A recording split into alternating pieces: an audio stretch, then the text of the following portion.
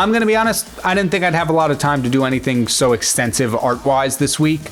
And so I was looking into, let's do a character in my style. But my mind kept coming back to HeatBlast from Ben 10, and I didn't want to do that because I technically already drew HeatBlast in my style over in the Doodle a Day series that I do on the Shorts tab. So I was trying to think of what I can maybe turn them into, and my mind got stuck on, what if Ben 10 aliens were humans, specifically high schoolers?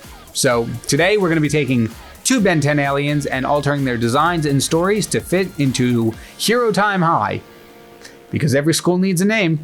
But without further ado, let's get started.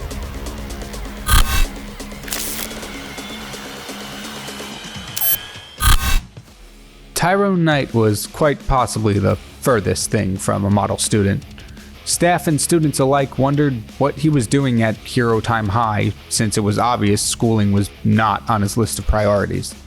He still showed up first to school almost every day, but then he just kinda hung around the parking lot on his motorcycle with a lighter. Well, that wasn't entirely true. There was one class that Tyrone did attend. Art class. Tyrone had a passion for customizing things, especially his own clothing. He was always seen wearing a red leather jacket that he had hand-painted to look like magma rocks, which matched perfectly with his fiery orange hair. He also painted his motorcycle helmet with orange and red flames to really complete his whole aesthetic. Art acted as an outlet for Tyrone. Growing up with a rough home life caused him to act out. While he did still carry a lighter around, he also used to have a can of spray paint that he would use to make fireballs with before entering Hero Time High. Luckily, when the school year started, the art classes offered at Hero Time High allowed Tyrone to express himself in more constructive ways. Gone were his delinquent days of middle school, and now at Hero Time High was the start of a new path for him. Now, Tyrone was the first design of the 2 that I came up with, and I really liked it until I drew the second one, but we'll get to that later. I also didn't really love how his story came out. I felt they kind of incorporating the attributes of HeatBlast and the Pyronites, the species from Ben 10. It fell a little flat. On the other hand, though, the way I incorporated those attributes into the design, I really love.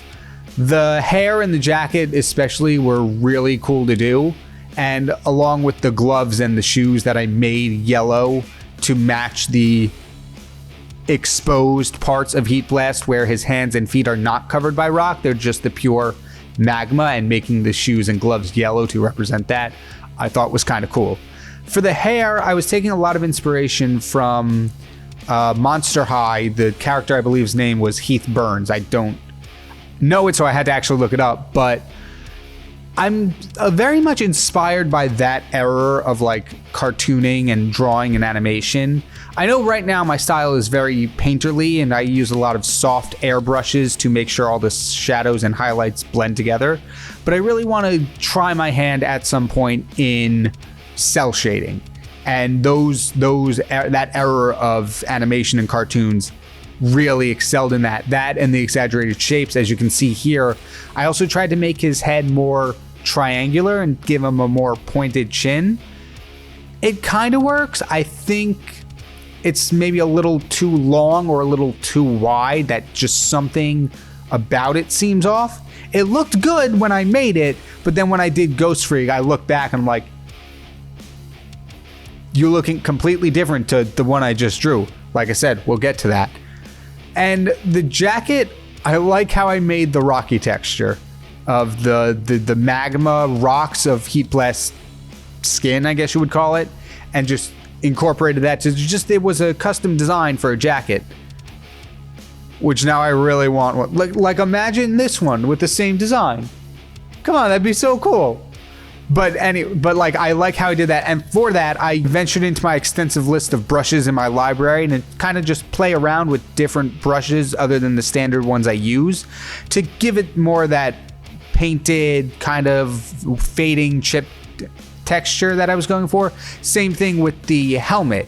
While it's a more hardened material than the leather jacket, so it would look more chipped than faded, but I still went through and experimented with different brushes other than the as aforementioned airbrushes that I mostly rely on when doing the rendering stage of things. And so I really want to expand on those in the future, go more into my giant library of brushes and just play around, find different styles, maybe actually like make a folder of being like, hey, use this brush for this brush for this. Here's your digital painting brush folder. Stop trying to go through the 600 different brush packs you've downloaded to find the right one. Because I'm going to be honest, I don't even remember what brushes I wound up using for the paint, for the chipped paint on the helmet and jacket. So, gotta spend some time really organizing my method. And you'll see in these two pieces that I continued adding more details into my designs that I was talking about during the Barbenheimer video.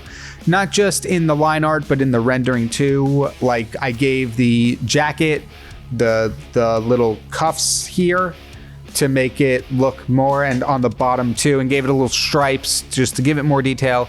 And in the shoes especially, you'll notice shoes aren't something I put a whole lot of detail into, but this time I did, including like the laces and the tongue of the shoe and the little toe part at the end that's made of like a harder material than the rest of the shoe. I don't actually know what it's called, so I'll call it toe part. And HeatBlast shoes were mainly inspired by Vans, which I don't actually know if that's the most appropriate shoe for somebody riding a motorcycle to school. I'm actually not sure if a high schooler can ride a motorcycle. Is there a different age limit for a motorcycle license than a regular one? I don't know. Anyway, here's HeatBlast as a high schooler. Or just a normal human being if the motorcycle thing doesn't check out.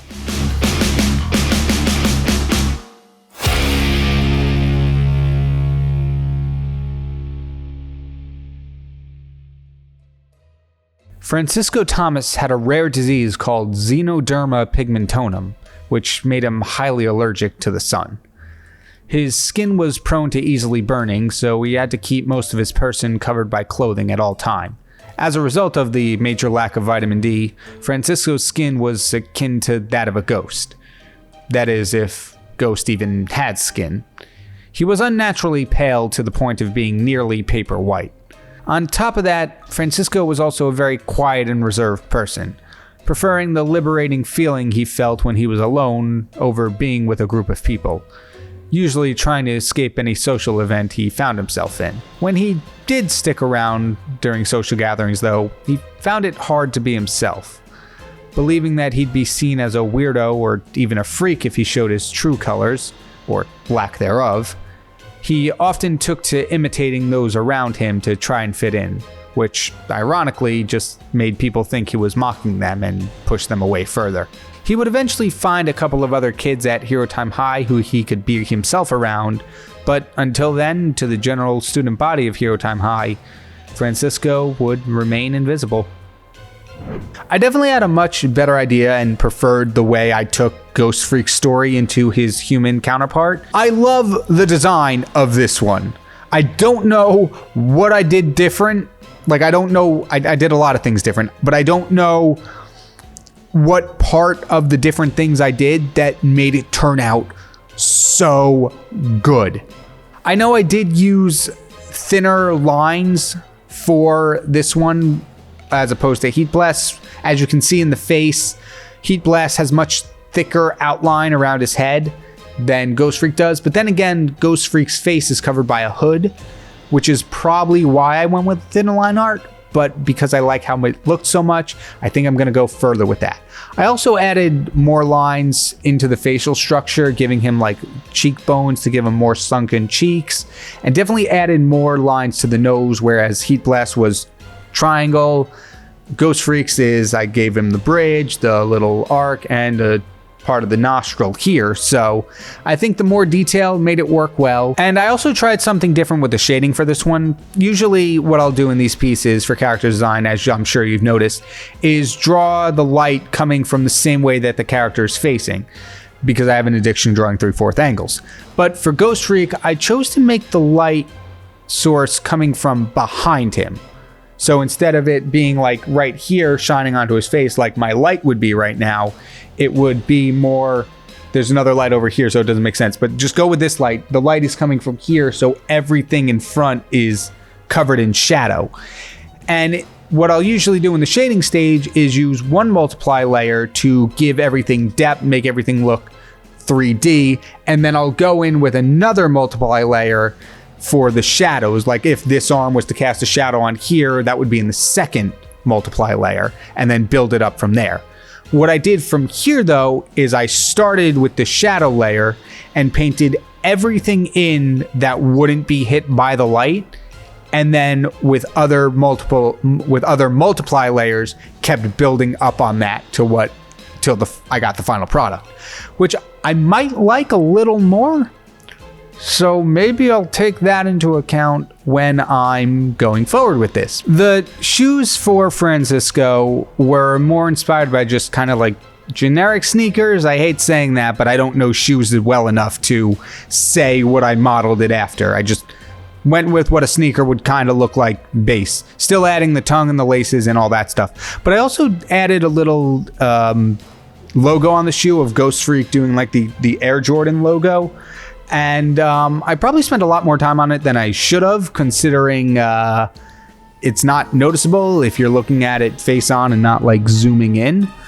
But we'll just call it a little Easter egg. The last few points I want to highlight with GhostFreak's design do with the face. For one, I made the colored part of the eye unaffected by any of the shadows or lighting going on in the piece. And I think it worked really well because it adds an extra layer of creepy that definitely fits with GhostFreak's design. And with the hair, I tried in the anime style hair rendering where there's like a highlight across the hair using just an overlay layer, and then just roughing out some points and then blurring it, and is beautiful. I think the face is really convincing me as to why I like this one so much. But enough rambling. Here is GhostFreak as a high schooler.